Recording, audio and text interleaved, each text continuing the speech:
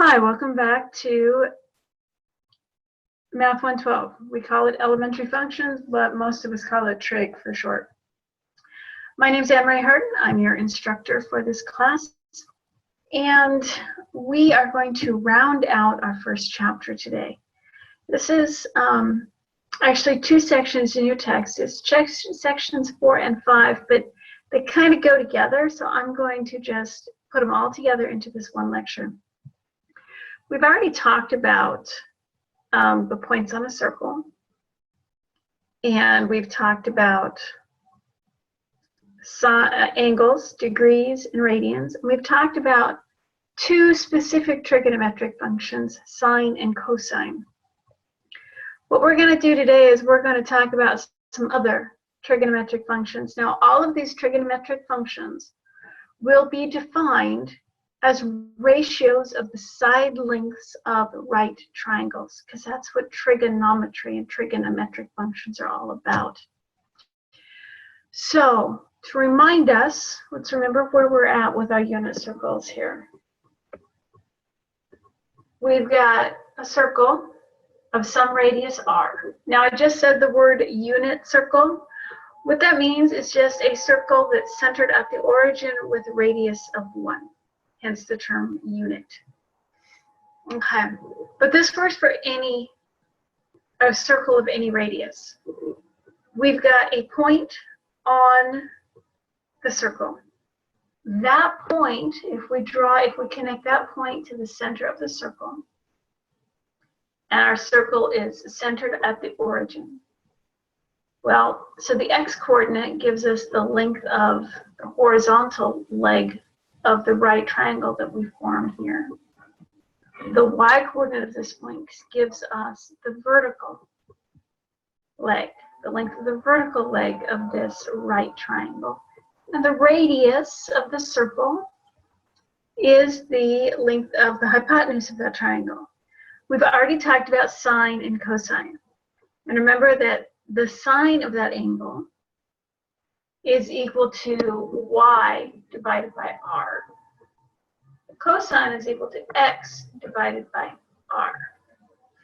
There are 4 other trigonometric functions that we're going to talk about. Let's start with tangent. The tangent of the function is equal to y over x. Okay, I'm not going to go through all these right now. You can write them down. They're in your text. What I want to do, we're going to talk about right now, we're going to talk about sine, cosine, and tangent. And I'm going to introduce you to my favorite vacation island, Sokotoa. Sokotoa is my favorite vacation island because it takes all of the stress out of trigonometric functions. You're not believing me yet. Hopefully you will in a minute. Remember, Sokotoa. This is a mnemonic. It's a memory device. Sine is opposite over hypotenuse. Cosine is adjacent over hypotenuse. Tangent is opposite over adjacent. In other words, the sine of any angle is equal to the length of the side opposite of that angle divided by the length of the hypotenuse. We look at our triangle. This is my angle. Y is the length of the side opposite that angle. R is the length of the hypotenuse. So my sine, which the natives of my favorite vacation island tell me, is sine is opposite over hypotenuse, y over r.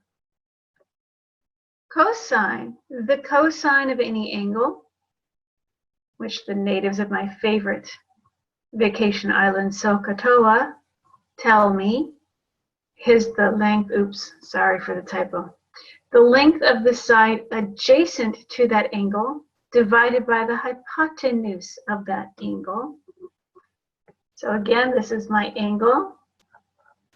This is the length of the side adjacent, x, over the length of my hypotenuse, r. So the cosine of my angle theta is my x-coordinate of my point divided by my radius of my, or the radius of my circle, the hypotenuse of my triangle. Tangent, according to the natives of my favorite vacation island, Sokotoa, is defined as the ratio of the lengths of the sides opposite of an angle to the length of the side adjacent, or opposite over adjacent. Y is opposite, x. Y is the length of the side opposite the angle. X is the length of the side adjacent to the angle. If the tangent of an angle is equal to the opposite, the length of the opposite side divided by the length of the adjacent side, that means the tangent of my angle is y over x.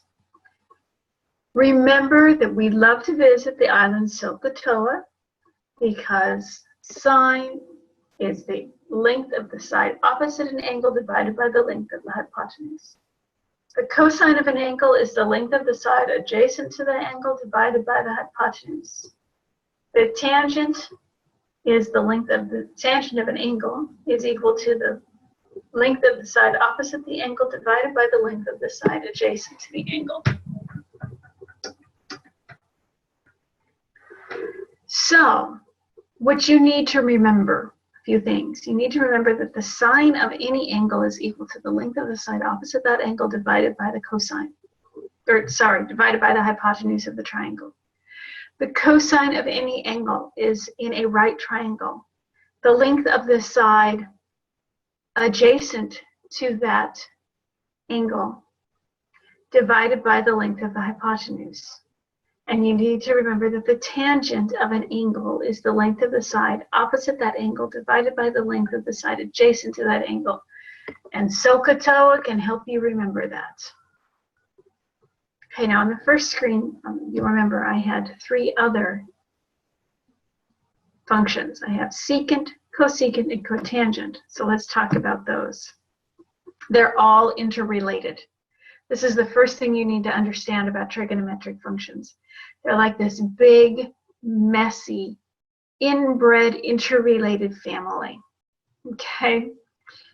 All sorts of tangled webs, and everybody's related to everybody else, and everybody depends on everybody else, and it's just, holidays are a mess. Okay? So, we said a minute ago that the tangent of the angle is equal to y over x, the length of the side opposite divided by the length of the side adjacent. The tangent of any angle is also equal to the sine of that angle divided by the cosine of that angle. We can prove that, but it's true. The secant of an angle is defined to be 1 over the cosine of that angle. This is a definition. It will need to be memorized. The cosecant of an angle is 1 over the sine of that angle. This is also a definition. It will need to be memorized. And the cotangent of an angle is, I bet you can guess, 1 over the tangent. These things you need to know. Okay. So we're going to talk a lot about relationships between these trigonometric functions, and we call those, some of those relationships we call identities. We'll talk about that more in a minute. But they're all related to these basic facts. They're related to the fact that the sine is equal to the opposite over the adjacent, or the length of the side opposite the angle divided by the hypotenuse. Sorry, sine is opposite over hypotenuse. Cosine is adjacent over hypotenuse. Tangent is the length of the side opposite the angle divided by the length of the side adjacent to the angle. These are all functions that relate the lengths of the sides of the triangle formed to the radius of the circle. They're all functions of the angle. We define tangent, secant, and cotangent and cosecant, all in terms of sine and cosine. So the definitions of sine, cosine, tangent, secant, cosecant, cotangent, and this, Pythagorean theorem, this is the Pythagorean theorem, together with those definitions I just gave you, will allow us to handle just about anything else we run across. So memorize the information on these two slides. Make sure you know it cold. The other thing you need to know cold is that the x-coordinate of a point on a circle is equal to r times the cosine of the angle formed by that radius. And the y-coordinate of that point is equal to the radius r times the sine of that angle. You need to know those things, okay, and be confident in them. All right, so the reason why we're going to do this is we're going to play some games. This class is a lot about games, and we're going to play games with trigonometric functions. So we're going to do stuff like we're going to simplify the expression, the secant of an angle divided by the tangent of that angle. We're going to do that by expressing both secant and tangent in terms of sine and cosine. So remember that the secant of an angle is 1 over the cosine. Tangent of an angle is the sine of that angle divided by the cosine. Plug those definitions into our expression. And so we've got 1 over cosine divided by sine over cosine. Remember that division by a fraction is the same thing as multiplication by the reciprocal of that fraction. So what we also have, what we really have is 1 over cosine times cosine divided by sine. The cosines will cancel, and we're left with 1 over sine. We have a word for 1 over sine, that is cosecant. So the secant of an angle divided by the tangent of an angle simplifies to the cosecant of that angle. Okay? All right, let's try another one. Let's simplify the secant of an angle multiplied by 1 minus the sine squared of that angle. Remember that secant theta is 1 over cosine theta. And remember that cosine squared theta plus sine squared theta equals 1. What we're going to do now, we're going to write, instead of secant theta, we're going to write 1 over cosine theta. And if we take this equation right here, and we solve it for 1 minus sine squared, so in other words, we move the sine squared over, we'll see that this quantity here is equal to cosine squared.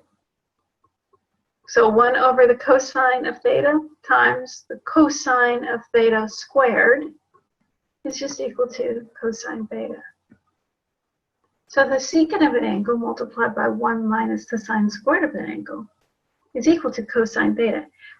You may be wondering why you need to know all this stuff. Well, a lot of it is so that we can understand how functions work and behave, and specifically so we can understand the trigonometric functions, because they're actually some of our important functions that regulate a lot of our life.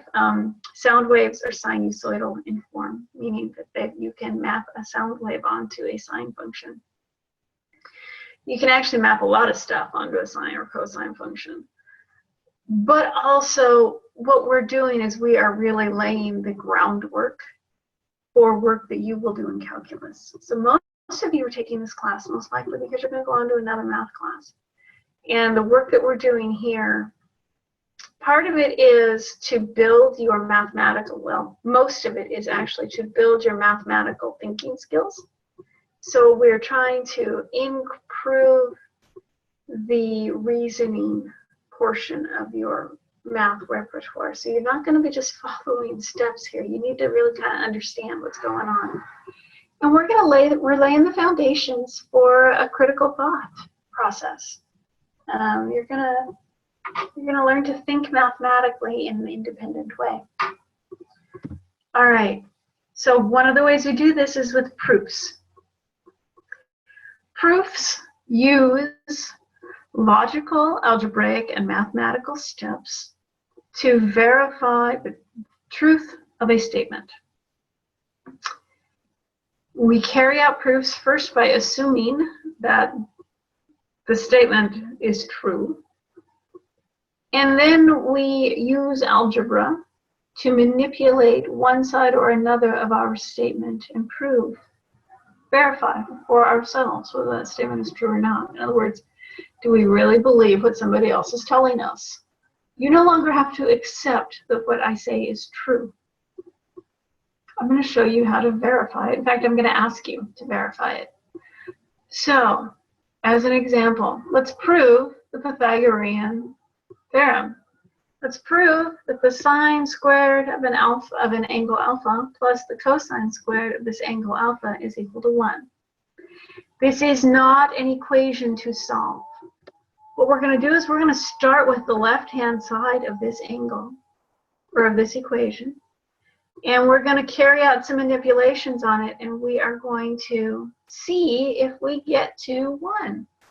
This is similar to checking your answers in earlier algebra courses, but it's a little different because we're not actually solving an equation. We're actually verifying the truth of a statement.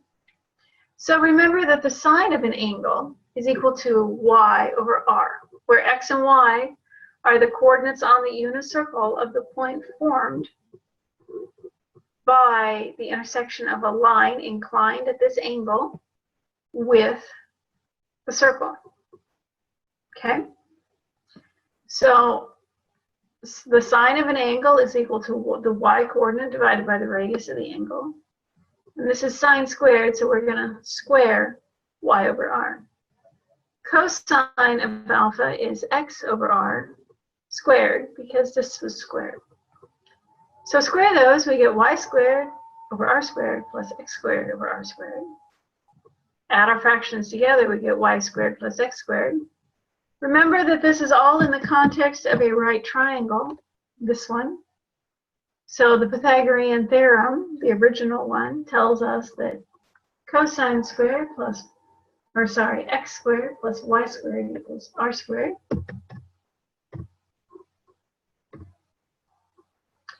So x squared plus y squared equals r squared over r squared equals 1, and sure enough, that statement was true. Okay? Let's look at another example. Somebody tells me that I can always simplify the secant of an angle, and for some reason we're using x for an angle here. That is the secant of an angle plus the cosecant of an angle divided by the tangent of that angle plus the cotangent of that angle. That mess will always simplify to the sine of that angle plus the cosine of that angle.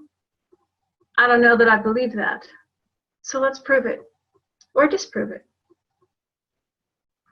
Okay, start with the left-hand side, and let's start substituting in our definitions. We know that the secant of an angle is equal to 1 over the cosine of that angle. So we'll replace secant with 1 over cosine. We know that the cosecant of an angle is equal to 1 over the sine of that angle. So we'll replace it. Replace cosecant with 1 over sine.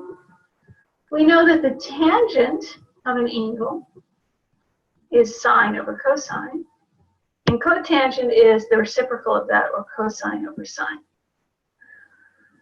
All right, I need to collapse my numerator and my denominators into single equations, single fractions. So that means I gotta have a common denominator here. That common denominator is gonna be sine of the angle times the cosine of the angle. So we multiply this first one by sine over sine, and we get sine. We multiply the second one by cosine over sine, and we get cosine. So this angle, or this fraction here, this sum, adds to sine of x plus cosine of x divided by cosine x times sine x.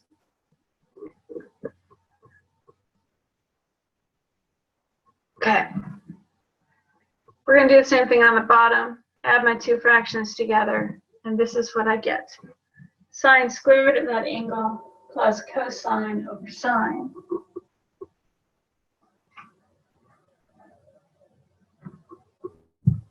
Change this multiplication into, change this division into multiplication by the reciprocal.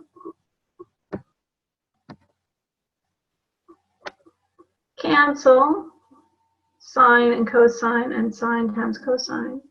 And we're left with sine plus cosine over sine squared plus cosine squared. Now be careful here, do not fall into the trap.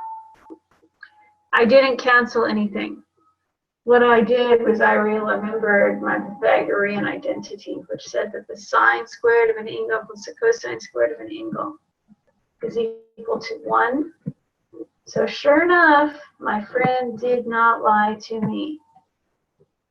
And secant x plus cosecant x plus over tangent x plus cotangent x simplifies to sine over cosine, sine plus cosine. That's how we do proofs. Start with the left-hand side of the statement, carry out some algebraic manipulations, and make sure we can get to the right-hand side. We don't have to accept what somebody tells us. We can verify it. And that's all there is in these last 2 sections of this chapter. I know, it's not exactly nothing. What I want you to be able to do is utilize those definitions that I gave you for sine, cosine, tangent, cotangent, secant, and cosecant, along with the basic Pythagorean identity that the sine squared of an angle plus the cosine squared of that same angle is equal to 1. I want you to use those basic definitions to be able to carry out algebraic manipulations on trigonometric functions. Take a look at the homework. That is your opportunity to understand the types of problems we're going to do, and reach out with any questions that confuse you, or if there's anything in these lectures that you don't understand. Reach out to me either on email or in the forums, and we'll work it through. All right, I will see you again soon.